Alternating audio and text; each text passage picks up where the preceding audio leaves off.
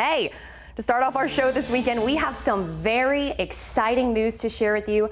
I am joined this morning not only by Hunter Williams, but hey, here is a new wonderful face, Shane Hinton. He is the newest member of the KVUE Storm team. Shane, we welcome you. I know you were a North Carolina boy, so you're having to trade in that Bojangles for Whataburger, and I know you even made a stop to Buc-ee's on your way here to Texas. We're so excited to have you this morning. Thank you. I am so happy to be here and to be a part of the KVUE team. And yes, I did have to trade in my Bojangles, which was quite a sacrifice. But you know, Whataburger so far, I'm a fan. I'm still learning a few things. Buc-ee's, for example, I drove by it and I thought it was pronounced Busey's, so I thought it was like I thought it was like a Gary Busey joint or whatever. But it's so random.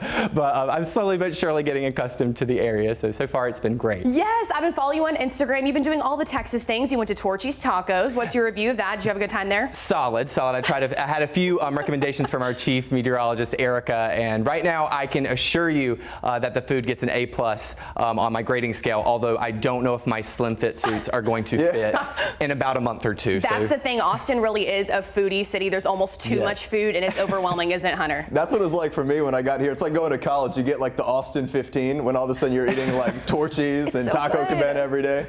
It really is. And Shane, once again, we are just so excited. We've been waiting for you to come here and get a look at our weather today. So if you are just joining us on this fine Saturday morning, well, you may notice a new face and wonder who in the world is this handsome young man here. Well, this is Shane Hinton joining us from North Carolina. Shane, we're so happy you're here. Thank you. I'm very happy to be here, you guys. I know it took me a little while to make the road trip all the way from Eastern North Carolina, but I'm very happy to be here in Central Texas. And what a time to make that trip. I know we are in a pandemic. We're heading into Thanksgiving, but once again, we're happy you were able to make it. You stopped at Buc-ee's. You're here having a wonderful time. Tell us a little bit more about yourself. Sure thing. So I am joining you here from Eastern North Carolina. That's where I've done the past couple of years at my former station. I'm originally from Princeton, North Carolina, so a very small town that you don't visit, you just drive past because it's only about 1.2 square miles wide and has 2 stoplights. But very, very thankful to make that transition to a bigger city area.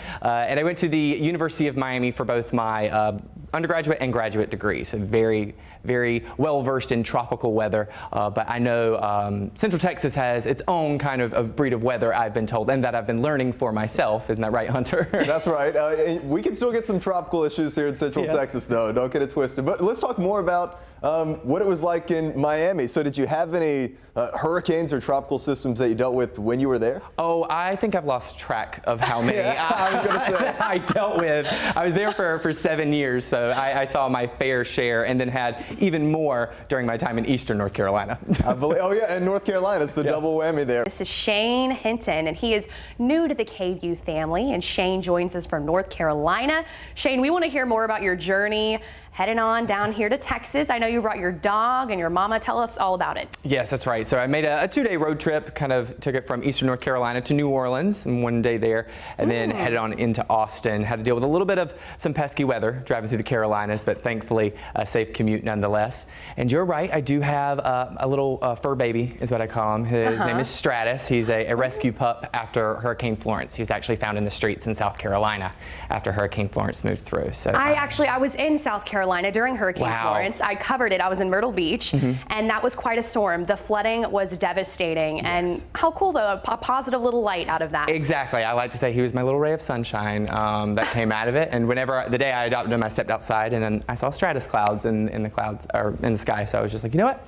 That's what we're going with, and he likes to watch and tune into the show, so once I get my television all hooked up in the apartment, then he is going to be probably the #1 fan. I was going to say, Stratus watching right now. Can we say hello to Stratus? We can ask the bosses, but I would be fine with you bringing him in. He can just run around our feet. I think that we need some positivity. That's great. We'll see. He might maybe makes a few guest appearances. How did Stratus do on the 20-hour drive? Was he doing okay? He did surprisingly well. He typically has like some social anxiety and some driving anxiety, but I think he did a great job. My mom was very kind enough to join me for my road trip, and she held him the entire time. So shout out to my mom. Thank you so much. Stratus is probably not alone with having social anxiety about a 20-hour road trip halfway across the country. Fair enough. If he didn't, I at least did. And your mom is so cute. I saw the picture of her. That was so sweet for her to kind of get you all settled in. And once again, we're so happy to have you here. Yes, I'm a mama's boy, so I'm blessed and very thankful. We are going to reintroduce here. We have Shane, who's joining us here from North Carolina on our weather team, and we are so happy to have him here. We have been cracking up here because we are talking about cookout. Anyone that lives on the East Coast knows a whole lot about it, and that's one of the things you had to leave behind on your way here to Texas. That's very true. So it's like I majored in meteorology, but I minored in Southern food. Okay, you guys. So that's why I'm definitely going to be putting Texas to the test over the coming weeks. But yes, cookout, great fast food establishment. I know Texas has quite a few great fast food establishments as well. But I mean, where else can you get like 40-something milkshakes? I think Hunter was talking about. Hunter, you're familiar with it, right? Oh yeah, the cookout tray. Under $5, you get the 2 entrees and a side, and you can upgrade to a milkshake. Hard to beat that. So all the people in Texas are like, cookout, what are we talking about? Right. So Do they all have that accent, that like deep voice? No, we say we don't know what cookout is. No, we don't talk like that. But so funny story. So yeah, Hunter, you worked in Georgia. I worked in South Carolina for a bit. I'm from Texas. You're from Alabama. You are from North Carolina. But we've all had our share.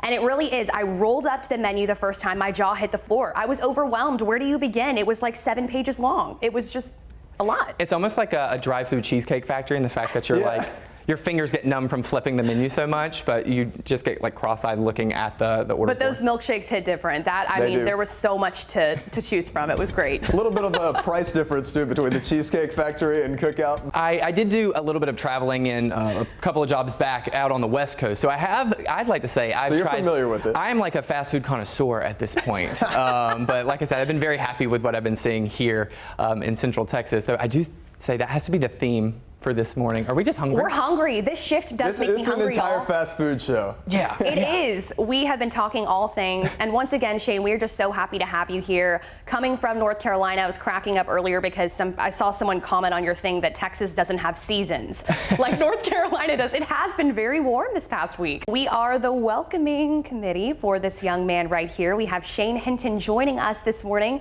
all the way from North Carolina. He is going to join us on our weather team.